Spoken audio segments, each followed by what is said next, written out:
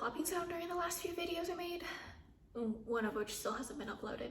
It's because a screw and the legs holding it up have been popping out a little at a time until the legs collapsed. And since I can't find the screw or even one like it, I can't fix my table. So this is being filmed in my bedroom. Might get a little loud. It's funny how just one tiny little thing can throw everything off.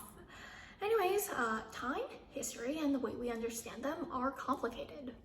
So the Unix epoch, January 1st, 1970, is the time that most computers base their understanding of time on, using 32 bits, with the first bit being either positive or negative, meaning the counting towards the future or towards the past, because computers obviously have to refer to time before this date. That leaves 31 bits used to count time, or 31 zeros and ones, meaning that computers can count up to 2 to the 31st number of seconds after January 1st, 1970 on 32-bit systems. This very simple method,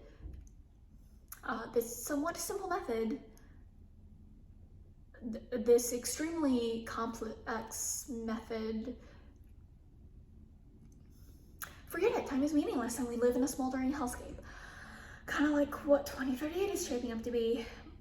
But first, let's rewind. So I was alive at the turn of the millennium, but I was barely able to understand English, never mind computer jargon. But as far as I could research, the world was gripped in Y2K panic. See, in order to save bit space, a lot of computers were programmed to only count the last 2 digits of the year, making 2000 effectively indistinguishable from 1900. And there were some display errors in the new year, as you can see from the sign on a French subway stop that I took from the Wikipedia article on Y2K. But largely it's become regarded as a doomsday hoax, like when people thought the world would end in 2012 because the Mayans were killed in a genocide before they could make their calendars go any further. Or the people who thought Rasputin predicted that the world would end on insert date here because his prophecies were so vaguely worded. Then I actually read this article, and it turns out people knew about this problem starting the late 1950s and didn't work on it for another 30 years when the crash date was actually on the horizon. A situation I'm sure we will never see again. Oh God. Well, regardless, the problem was fixed. The planes kept flying, except when people messed it up. The banks kept running, except when people messed it up. And the computers kept on counting time from the Unix epoch, which means that on January 19th, 2038, an overflow error will occur, causing any 32-bit programs to assume the date is actually minus 2 to the 31st number of seconds before January 1st, 1970, December 31st, 1901.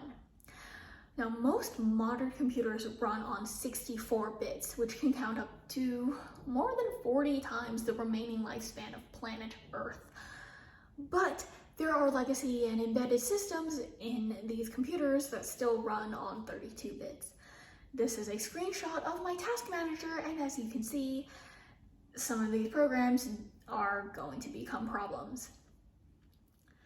Now, I refilmed the part where I talked about the complexity of daylight savings time because it wasn't funny, but I still wanted to share a PDF of Gerald Ford making daylight savings time official in the United States.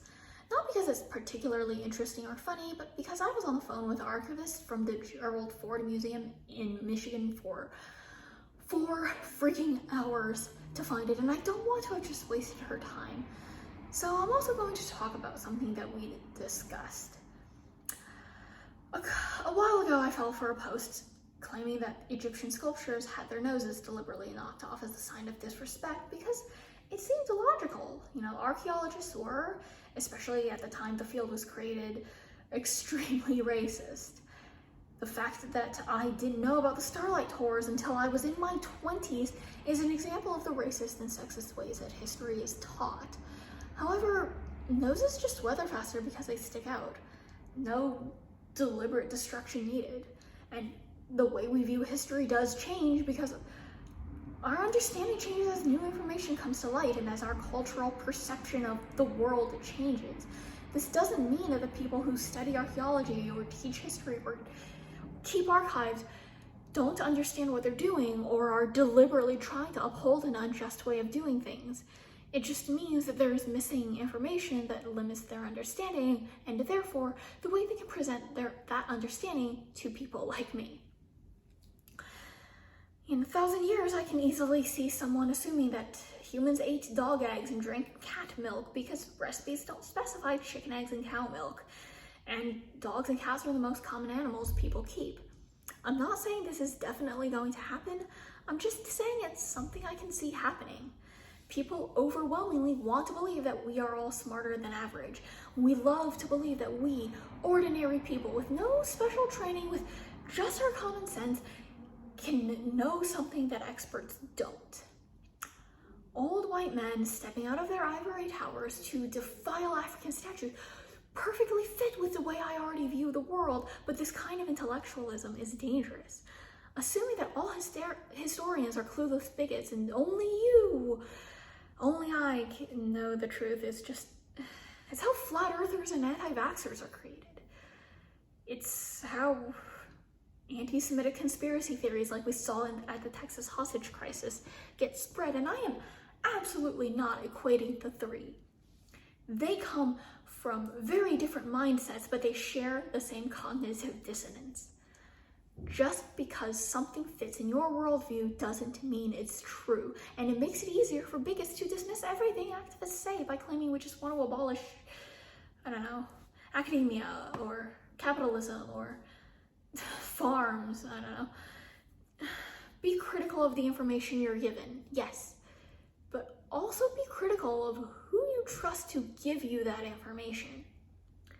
Once upon a time, I would have listed Y2K alongside 2012 and the blood moon prophecy of failed doomsday predictions to laugh at because obviously the world didn't end. However, there really was a problem in the ways computers kept track of time, and there still is a problem. But the way people are going to hear what I say about 2038 will vary based on when they hear it, how well they understand the technology of this era, and the faults in the ways their computer keep track of time, because time, history, and the way we understand them are complicated.